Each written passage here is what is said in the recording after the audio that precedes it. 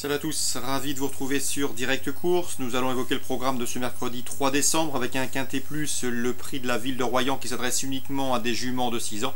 Voici ma sélection pour cette rencontre. J'ai placé en tête la Scandinave numéro 12, Horbekens Cruella, qui a déjà couru sur notre sol. Elle s'y est classée 3e au mois d'avril.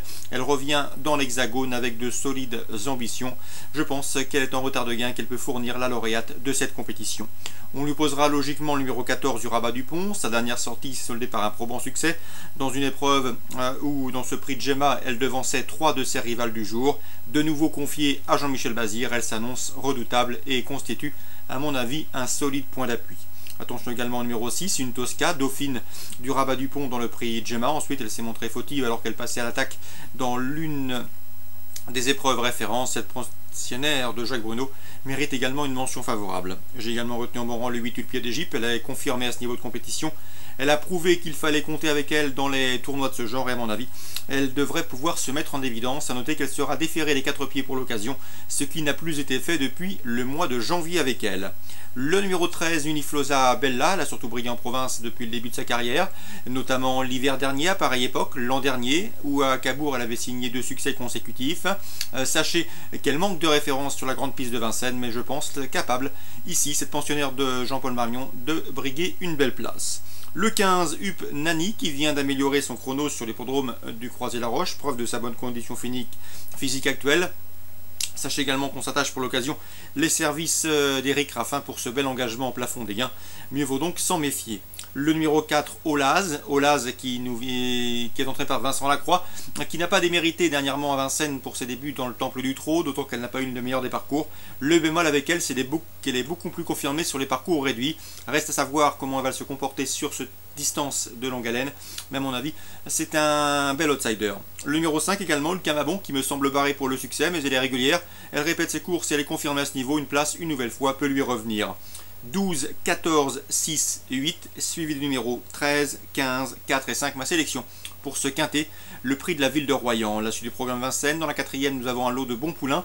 Avec le 402 Baby Aufort, c'est vrai qu'il a manqué ses débuts à Vincennes, se montrant fautif alors qu'il se rapprochait, mais c'est un cheval estimé par Christian Mijon. Je le pense ici en mesure de se racheter et de jouer les premiers rôles.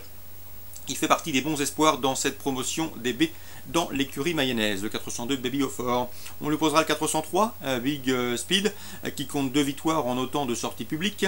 Et le 415 Baltic Charm, il demeure délicat mais non dénué de moyens. À mon avis, s'il reste sage, il peut lui aussi briguer la palme dans cette compétition. 402, 3 et 15. Dans la suivante, attention, 508 Baraka du Rib, je l'aime beaucoup. Elle revient sous la selle, discipline qu'elle apprécie puisque ses 2 dernières sorties autres montées ont été couronnées de succès.